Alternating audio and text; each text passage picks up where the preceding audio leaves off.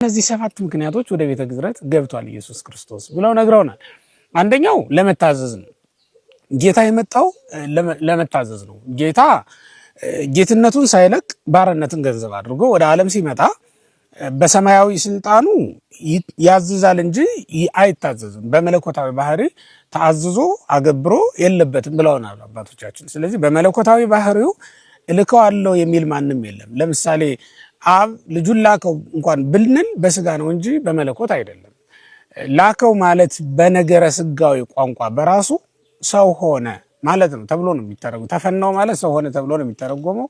ኢየሱስ ክርስቶስ ተላከ ተብሎም ሲነገር ሰው ወደ መሆን መጣ ወይም እኛን መሰለ ማለት ነው። የሚላክበት ባህሪ ከኛ ነስቷል። ስለዚህ የሚላክበት የሚያገለግልበትን ባህሪ ከኛ እንደነሳ ለማጠየቅ አሁን አገልግሎት ጀመረ ማለት ነው። ተመልከቱ፣ መታዘዝ ጀመረ ማለት ነው።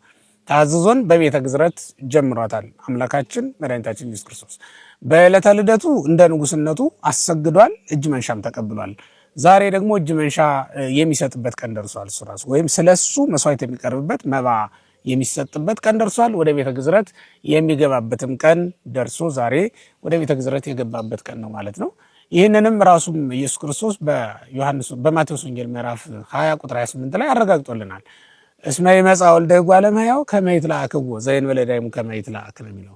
የሰው ልጅ ክርስቶስ ወደ ዓለም የመጣው እንዲላክ እንጂ እንዲላኩት አይደለም፣ እንዲያገለግል እንጂ እንዲያገለግሉት አይደለም። እና ከእናንተ ማንም ትልቅ ሊሆን ቢወድ አገልጋይ ይሁን ብሎ የተናገረው ክርስቶስ ወደ ዓለም የመጣው ለማገልገል ነው።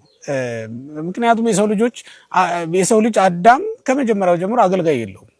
ያ ማለት ነፍሱን ወደ ገነት ወደ መንግሥተ ሰማያት ያሻገር አገልጋይ አልነበረውም ለአዳም ማለት ነው። በልጆቹ መጠቀም ያልቻለ መዳን ያልቻለ ስለነበረ የሚያገለግል አገልጋይ የሚላክ ሆኖ ነው ኢየሱስ ክርስቶስ ወደ ዓለም የመጣ። ታዛዥነቱ ወደ ቤተ ግዝረት በመግባቱ ተረጋግጧል ማለት ነው። ስለዚህ ታዝዞን ተልእኮን አሁን ጀመራት ማለት ነው ኢየሱስ ክርስቶስ። አንዱ ምክንያት ከሰባቱ መታዘዝን ለማሳየት ነበር ብለውናል አባቶች።